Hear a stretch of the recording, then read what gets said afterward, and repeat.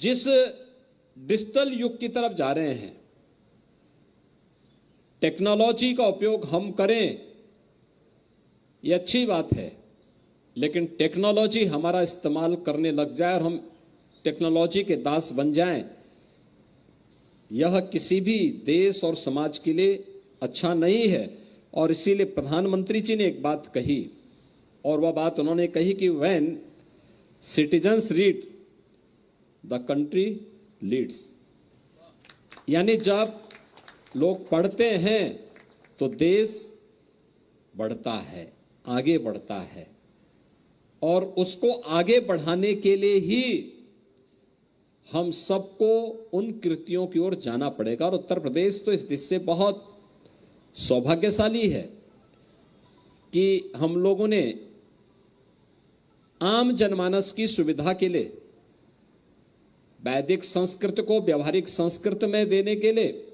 महर्षि वाल्मीकि उत्तर प्रदेश की धरती में पैदा हुए और उन्होंने रामायण जैसी कालजयी रचना, दुनिया का पहला महाकाव्य उन्होंने रामायण के माध्यम से दिया था। समय के अनुरूप जब लोगों को लगा कि नहीं, अब संस्कृत के अलावा और भी व्यवहारिक चीज आनी चाहिए, तुलसीदास जी के बारे में कहते हैं कि तुलसीदास जी ने जब रामायण की रचना संस्कृत में करनी प्रारंभ की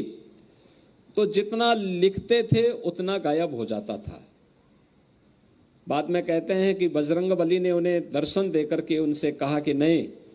इसको स्थानीय भाषा में रचिए, और तब उन्होंने रामचरितमानस को अवधी में रचा था। आज आप देखते होंगे अवधी में रामचरितमानस घर घर में गाई जाती है, घर घर में उसका वाचन होता है। हम लोग उस परंपरा के वारिस हैं जहां सामान्य दिनों की बात तो दूर, युद्ध भूमि में भी जब दो सेनाएं आमने सामने खड़ी हों तब दुनिया का सर्वश्रेष्ठ ग्रंथ रचा जाता है, और श्रीमद् भगवत गीता के रूप में वह आज भी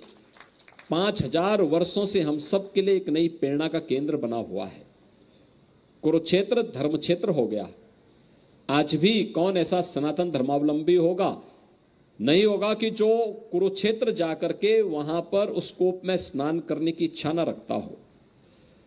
यानी उस महान परंपरा के हम वारिस हैं, और वह महान परंपरा आज अपनी पुस्तकों से भाग रहा है।